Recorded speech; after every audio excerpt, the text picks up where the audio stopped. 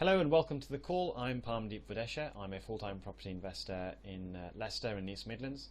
I do developments here locally. I run a rental portfolio and I'm also a partner in a letting agency. I love to share what I've learned in property. So alongside my local property businesses, I've also been running workshops and events since 2003, and I've educated well over 10,000 different people at events all over the country. I've also written a best-selling course on finding below market value properties called Success Through Property. And today I'm speaking to somebody I've known for a very long time, actually, pretty much since I started my property journey. Her name's Hither Mann. Hither, you there? Yes, thank you, Pandy. Welcome to the call. Thank you very much. Well, nice to have me, and yeah, thank you for having me. No, thanks. It's great that you've made the time. So, now the reason I wanted to interview you today is because you're talking at our upcoming non-profit charity event called the Underground Investors Summit. It's on the 18th and 19th of November 2017. And I wanted to just kind of give a flavour for some of the things that you're going to be talking about on the day, and giving property investors ideas for things that they can do outside of property to generate additional income streams and build wealth in different ways, which is exactly what you've done. Yeah. And that's been really impressive. So shall we start from, well, let's start from how we met. I mean, it was about 2004, right? Yes, 2004 in Coventry. It was in Coventry. That was did you say that was your first ever event? First ever. I never went to anything out of university, from no networking events, and the whole thing was foreign, alien to me. Someone sent me your link for the event and said, hey, this looks good. They knew I wanted to get into property, but I didn't know how.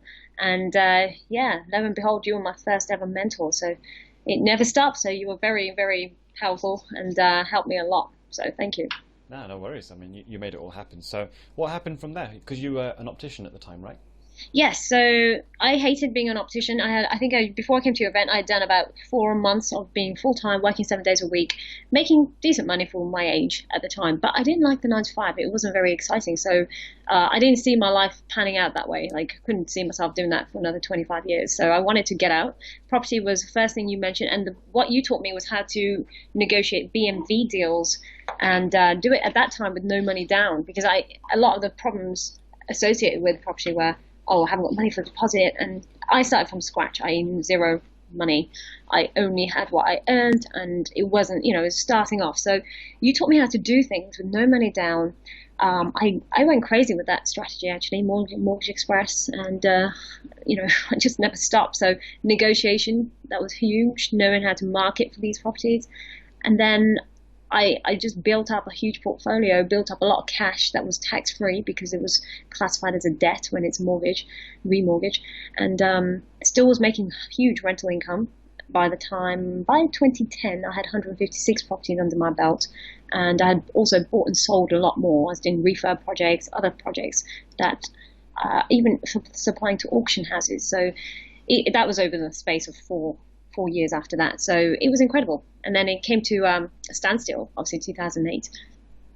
Yes. And then everybody had to kind of change tack, right? So Yeah. tell me, how did you, I mean, for a lot of people, people listening to this, that would be a dream for them, to be able to give up the career and go into something else.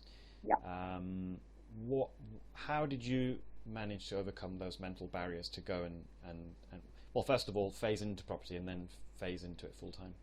Yeah. Okay. So that was probably the hardest thing I've ever done, leaving that career, because my upbringing was very traditional. My parents preached to me that education is everything. That's your passport to life. So I was this A grading student, got scholarships at university, did my best, and I got a good degree. And then I was making money in a good career, according to them. They picked it, effectively. I didn't pick it. I don't think anyone picks to be an optician. I mean, it's certainly not exciting, but so if any optician has anything else to say about that, fair enough. But it was so tough. The trauma of telling my parents that I want to give up my optometry degree, of all that university, 4 years at uni and whatever. It was trauma. It was actually very scary. For initially, the phasing period was, I was working as an optician. 5 p.m. happened, and my life started at 5 p.m. I would drive to Birmingham for one of your events, and then I'd go to another property event up in Manchester maybe 2 days later, and there'd be another one in London. So 3 times a week on average, I was going to property networking groups. I wouldn't get home till midnight at least, and in between on the day, I'd be networking, or sorry, not making phone calls and negotiating. I'd do the marketing online, or I'd get people to distribute leaflets. And then my day, and after 5 p.m., so if I was not going to an event, I would go to negotiate property deals. So it was very tough. The phase-in period, it would be like 18-hour days where you actually have to do your job and the other thing that you really want to get into, which is in my case, property. And then eventually, when you've built enough cash, you're going to have to hit a hurdle whereby that decision time should come. And for a while, I had a lot of money and I could have left a long time ago, but I was scared to leave that job because of what my mum or dad would say, and my uncles and aunts and everybody else, and the whole, clan or family drama. So that was huge. And eventually, I realized that I can't be big in property or big as I would like to be if I'm still doing this 9 to 5 or this backup plan. Because your parents will always say to you, "I'll never leave that career. Don't leave that. That's like you've worked hard for that." So in my head, unfortunately, it felt like a plan B. So I never gave 100% to property until I had to ring up one day the optician council and say, "I want to take myself off the register." I told nobody about this. I didn't tell my parents because they would obviously scream at me and tell me no. So I had to decide. I had a long, deep think about this for months, and I thought, if I get rid of that option, that means I got nothing to go back on. And I gave myself no plan B because I had to make this work. So that was a crucial moment, and that was a defining moment. And after that, I skyrocketed. I made more money than I've ever made. And it wasn't the fact that money was the answer. It was more that my mindset was so clear, and I had made that toughest decision. So actually business became easier. Doing those tough things at home made me I find business so easy to deal with because of all the drama and trauma I had to go through dealing with my traditional family, which was far more scary actually than all the problems that you can get. So where does your determination come from? Literally from my family, because I had to fight all the social conditioning that I grew up in. So everything they preached, unfortunately, I didn't agree with. So that was very tough. One, for being a female, where I was very much in a male-dominated family. And even though we were 3 sisters, we had no brothers in the family. So I was pretty much like the boy in the family. That's how my dad brought me up. So for me to do something so unorthodox was frowned upon. It was very tough. And that's what gave me the resilience, having to stand up to my parents. I saw a lot of, they had a very tough relationship because of the lack of money. So actually I knew from the age of 9 that the only reason I'm going to be successful in life is if I'm super rich. That's what they preached in my head, that you've got to be filthy rich. Otherwise you're going to be a waste of life, which is actually a really bad thing to say to a kid. But that came, watching them so unhappy in their marriage made me fully determined that I was going to fix this marriage. Obviously a bit naive, but throwing money at the problem does help to a lot of things, because it stopped them having to do things they didn't like the jobs.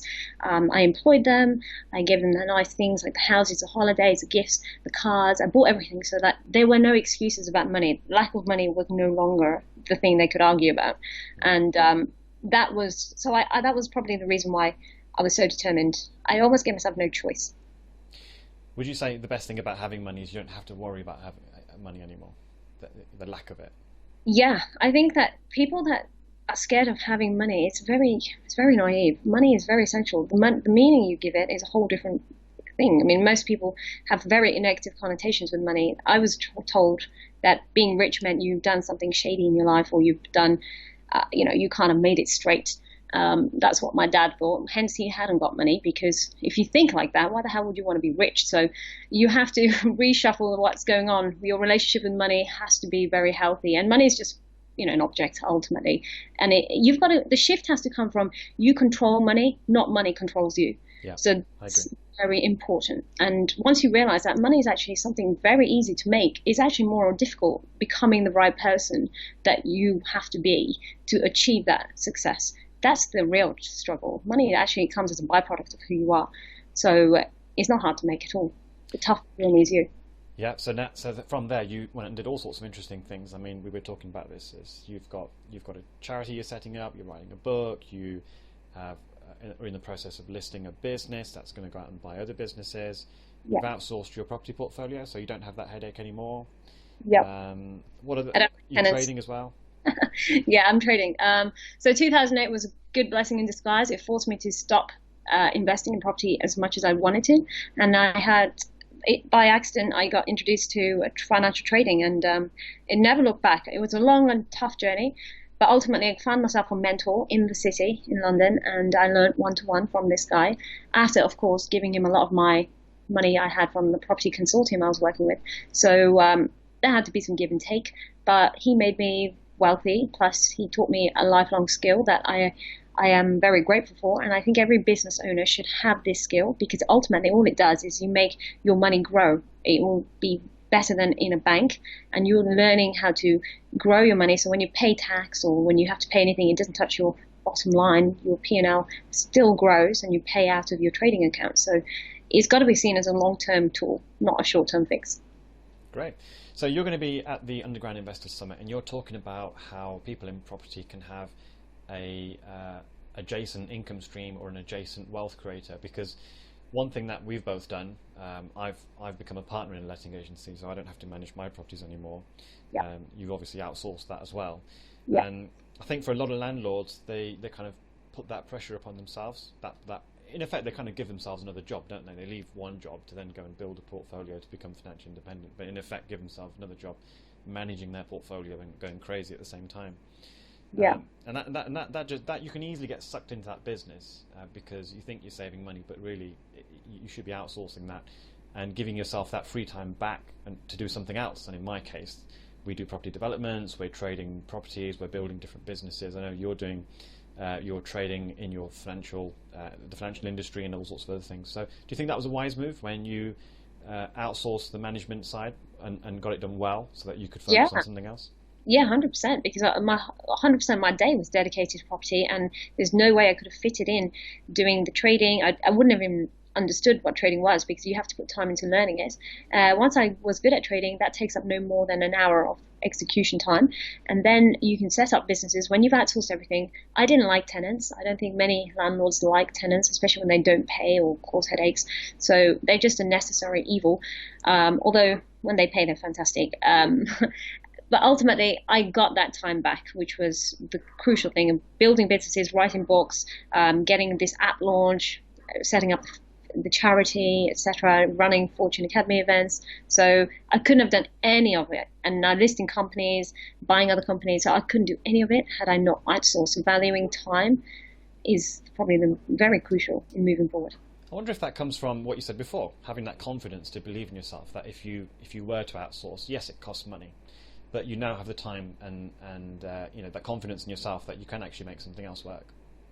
Yes, because it is scary doing something different, coming out that comfort zone. It will mean you're taking on more staff that could be more outgoings. You feel like initially, if you're not used to having outgoings, it will feel very foreign to you or very uncomfortable. But when you then realize how good you are at making money in all the other free time you've got, then really that fear should go fairly quick. But it does come from you have to have severe self-belief. Otherwise, you can't do any of this. Self-doubt is going to ruin you in any of this progression. Yeah. So that's something you're going to talk about, is how to get that self-belief and ideas for things that you can do. You're going to be talking about that at the Underground Investors Summit. And I think it'll be really valuable, because I think for a lot of landlords, having that alternative strategy is really, really important, because you can have that free time to go and do other things and build that wealth using basically nowadays, what is it, a phone, a laptop, and laptop. that's it. And hence I can be anywhere, and I'm traveling a lot. It doesn't affect anything I do with the trading side of things, with the businesses, because my staff are running everything. You've got to figure out how to take yourself out the game and not have everything fall to pieces, which is most people are holding up the businesses themselves, and when they're ill or go away, the whole thing falls apart. So you've got to really look out for your future in a healthy way. Brilliant. So that'll be great to learn how to outsource the property side, how to get started in trading, and how to build income and wealth from a complementary strategy. So that's really great. I'm looking forward to that. So that'll be on the 18th and 19th of November in London. So make sure you click the link below the video, and you'll get a page where you can download a bunch of case studies. So register there, and once you've registered, you'll get a link so that you can get hold of a ticket worth £300 for only £97 for the 2 days. So it's a real bargain. It's a non-profit event, so we're supporting charity with the event. We've got a whole bunch of really smart speakers and experts coming, and it's a very practical-led weekend. So it's not about just throwing theory at people and having them go away and figure it out for themselves. It's telling people exactly what people like Hither, for example, me, and a whole bunch of other speakers are actually doing in our business that's making money right now, and giving you effectively the blueprint for that, and showing you how it works. So that's what the event's all about. Click on the link below the video to register. All that's left for me to do is to thank Hither for your time. Thank you. Fantastic event you're holding, so congratulations. Yeah, thank you. Yeah, and thanks for making the time to come today and also to come and speak. Appreciate it. My pleasure. My pleasure. Thanks. Catch you later. Okay, bye. Bye.